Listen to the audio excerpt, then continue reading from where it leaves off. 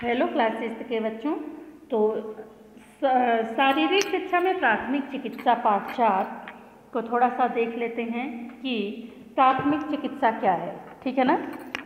जैसे चोट लगने, खून बहने, हड्डी टूटने, मोच आने, जहरीले कीड़े आदि के काटने, धोखे से जहर खाने जैसी दुर्घटनाएं प्रायः प्रतिदिन घटती रहती है।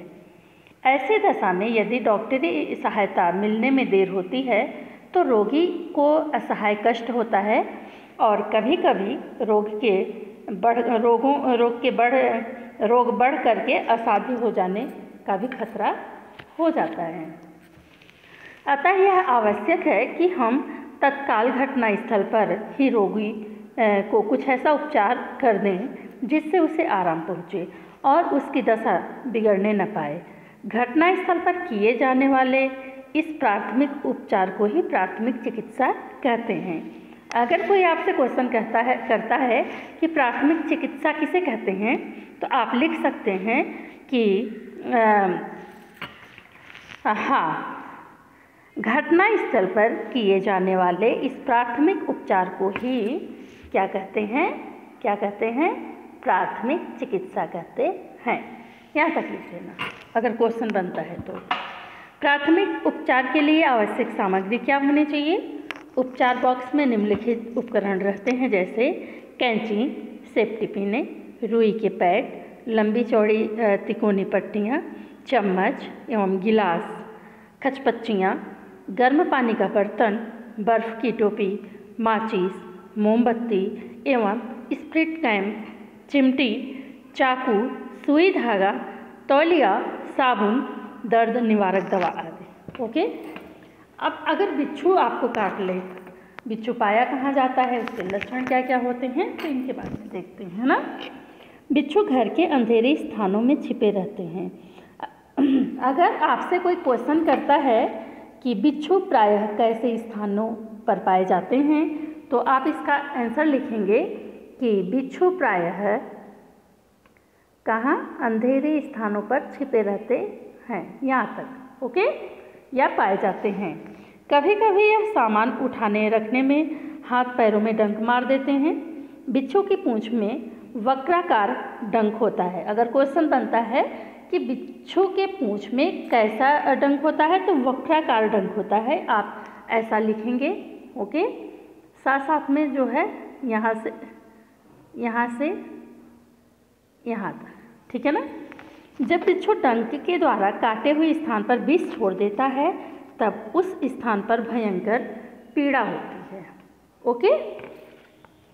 इसके जो लक्षण होते हैं वो निम्न प्रकार से होते हैं प्यारे बच्चों। जैसे बिच्छू के काटने पर भयंकर पीड़ा व जलन होती है। ऐसा प्रतीत होता है कि जैसे सारे अंग में बिच्छू ने काटा हो। व्यक्ति दर्द व घबराहट से रोने लगता है। रोगी को मितली, बमन तथा सिर दर्द होने लगता है। बच्चों में उसकी प्रतिक्रिया अधिक तीव्र होती है। कुछ बिच्छू इतने विषैले होते हैं कि व्यक्ति की मृत्यु भी हो जाती है। अब इसका उपचार क्या करें? तो बिच्छू के काटने के स्थान से ऊपर हृदय की ओर कसकर बंध बांध दीजिए, अर्थात कोई चीज़ कस करके बांध दीजिए। काटे हुए स्थान पर बर्फ से सिकाई कीजिए। जहाँ पे बिच्छू ने डंक मारा है वहाँ पे बर्फ से सेकिए, बार बार उस जगह पे बर्फ को रगड़िए।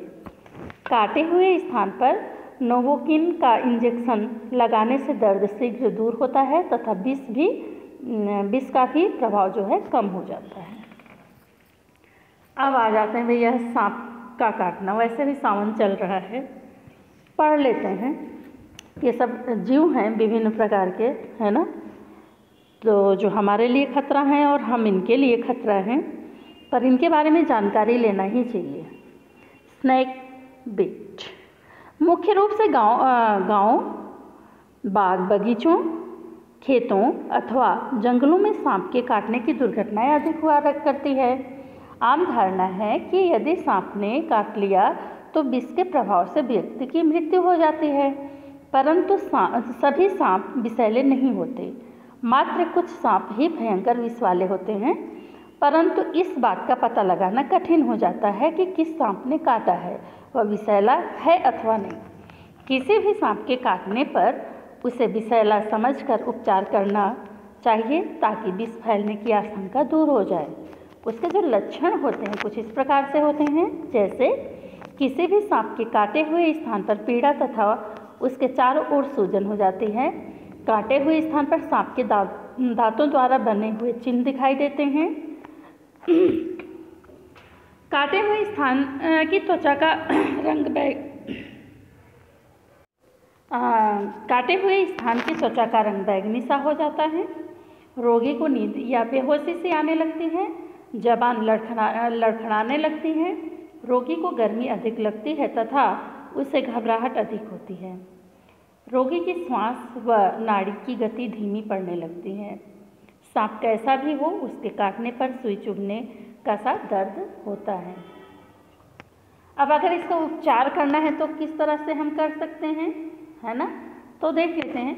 काटे हुए स्थान पर किसी साफ या तेज चाकू अथवा ब्लेड से 1 इंच लंबा 1 इंच चौड़ा धन का, जैसा कि यहाँ पे धन बोलें तो प्लस का, ये है ना, ये निशान यहाँ पे दिख रहा है, बनाते हुए काट देना चाहिए। यह काट लगभग 1.4 इंच गहरी होनी चाहिए ताकि विषैला रक्त बाहर निकल जाए ऊपर चढ़ने के बजाय। नसों के द्वारा रक्त ऊपर चढ़ता है, हमारे पूरे शरीर में फैलता है।